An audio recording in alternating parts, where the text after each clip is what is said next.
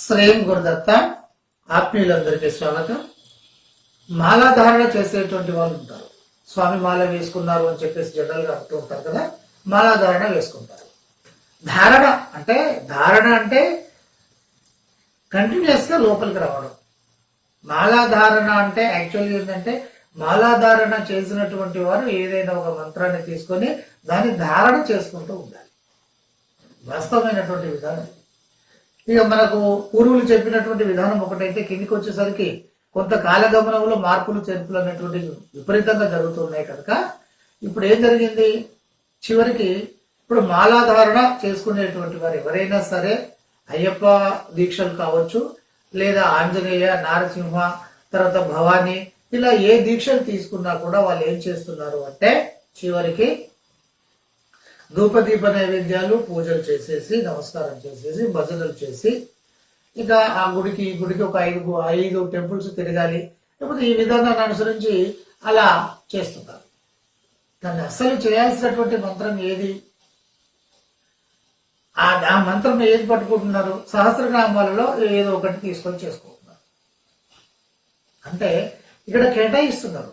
కొంతమంది 11 రోజులు, 21 రోజు, 41 రోజు, ఇంకా కొంతమంది అయితే 3 నెలలు, 6 నెలలు ఇలా చేసుకునేటువంటి వాళ్ళు కూడా ఉన్నారు. వీళ్ళు మాలధారణ చేసుకుంటూ ఉంటారు, పూజలు పునస్కారాలు చేస్తూ ఉంటారు, భజనలు చేస్తూ ఉంటారు, తర్వాత శాకాహారం తీసుకుంటూ ఉంటారు. ఇలా ఆ మాలాధారణ విషయ సంబంధమైన అన్ని కూడా పాటిస్తూ ఉంటారు. కానీ అసలు పాటించాల్సినటువంటి మంత్ర విధానాన్ని మాత్రం తీవ్రంగా చేయరు. అంటే ఇక్కడ ఏం జరుగుతుంది, మనము సమయం అయితే భగవంతునికి కేటాయించాము, ఆ సమయము సద్వినియోగం జరగట్లేదు. ఎవరే కానీ ముందుకు వెళ్ళాలి అంటే కాలాన్ని సద్వినియోగం చేసుకోవాలి. డబ్బు చాలా చాలా చాలా గొప్పది, కానీ 100 కోట్లు 1,00,000 కోట్లు ఇచ్చినా కూడా వెళ్ళినటువంటి ఒక సెకండ్ను మళ్ళీ మనం తిరిగి తీసుకురాలి. ఒక నిమిషం అటు వెళ్ళిందంటే మళ్ళీ రాదది. మరి వీటిని సద్వినియోగం చేసుకుంటేనే మనం అన్నిట్లో కూడా ధనధాన్య కార్యక్రమాల నుండి మొదలుకొని ప్రతి దాంట్లోనూ కూడా మనం విజయం సాధిస్తాం. మనకి ఏం కావాలి అంటే ఖచ్చితంగా కాలాన్ని ఉపయోగించుకుంటూ వెళ్ళడం అనేటువంటిది అత్యంత అవసరం. మరి మనం ఇంత చాలా ముఖ్యమైనటువంటి కాలాన్ని, పవిత్రమైనటువంటి కాలాన్ని, అమూల్యమైనటువంటి కాలాన్ని మనం సరిగ్గా ఉపయోగించుకుంటున్నాం. మీరు ఆంజనేయ మాల వేసుకున్నా, నారసింహం మాల వేసుకున్నా, ఆ మాల వేసుకొని మీరు బయటికి వచ్చారు అంటే సమస్యలు వెళ్ళిపోవాలి. మాల వేసుకొని ఆ సమయంలో మీరు చేస్తే ఎలాంటి చెడు అయినా కూడా వెళ్ళిపోవాలి, ఉండకూడదు. నారసింహ, ఆంజనేయ ఆ విధానాలు ఉంటాయి. వీటి ద్వారా కూడా మనము ధనాన్ని కూడా, అనుకున్న కార్యక్రమాలను కూడా విజయవంతంగా మనం చేసుకుంటూ వెళ్ళొచ్చు. సమయాన్ని సద్వినియోగం చేయడం నేర్చుకోండి.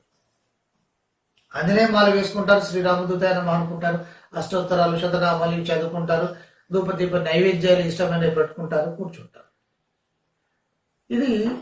ఈ ప్రాసెస్ మనము మొదటి స్టెప్లో చేయాల్సినటువంటి విధానం. చాలా స్పష్టంగా చెప్పారు. పూజ మొదటి మెట్టు. 1,000,000 పూజలు చేస్తే ఒక స్తోత్రంతో సమానం.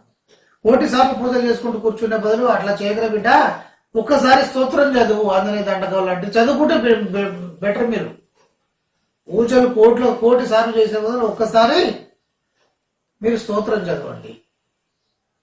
అరే మీరు ఆల్రెడీ స్తోత్రం చదువుతున్నారు కదా, మీరు 1,000,000 సార్లు కనుక మీరు స్తోత్రం చదివితే ఒక్కసారి జపం చేసే దాంతో సమానం అవుతుంది. కనుక మీరు జపం చేయండి.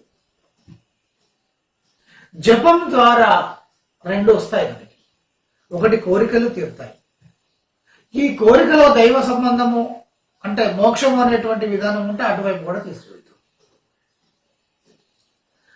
జపం తర్వాత ఉండేది ధ్యానము.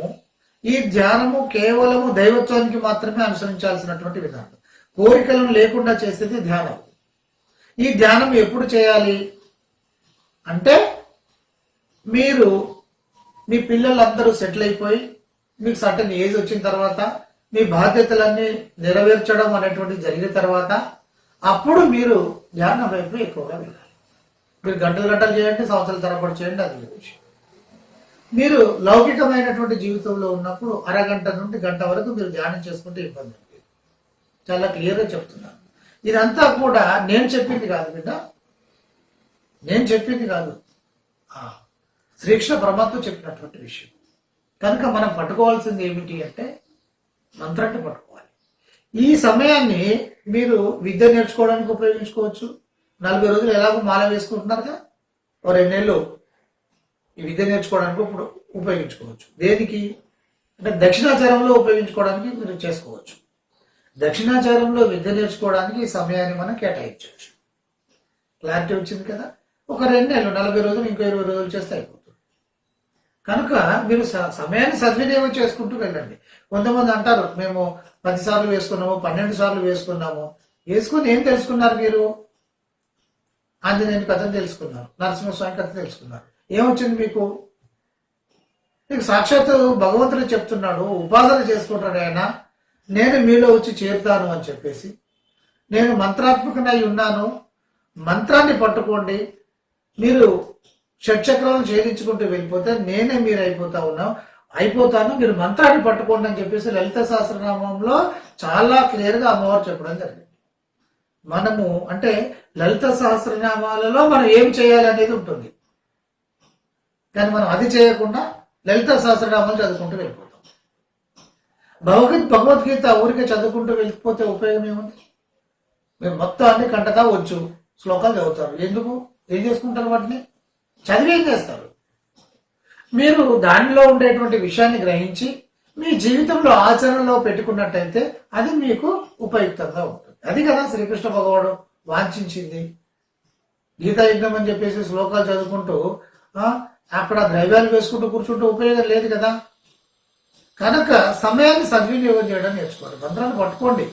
మంత్రం పట్టుకోవాలి అని చెప్పేసి దక్షిణాచారంలో చాలా ప్రబలంగా చెప్పడం జరిగింది. మీరు విద్యలో నేర్చుకోవచ్చు. ఏది లేకుండా గుడికి వెళ్ళి అక్కడ హారతి తీసుకొని నమస్కారం చేసుకొని వచ్చేస్తే ఉపయోగం ఏముంటుంది? అక్కడ వైబ్రేషన్ ఉంటుంది, మీరు అక్కడ ఉన్నంత కల్లా ప్రశాంతంగా ఉంటుంది. అదే వైబ్రేషన్ మీ ఒంట్లో పెట్టుకుంటే మీ శరీరంలోనే మీరు దాన్ని నడిపించగలిగితే ఎంత అద్భుతం! అసలు అద్భుతాలకే అద్భుతం కదా. కోటి దేవాలయాలు మీలోనే ఉన్నట్టు కదా. సో ఇదే ఆలోచన చేసుకునేటువంటి ప్రయత్నం చేయండి అందరికీ.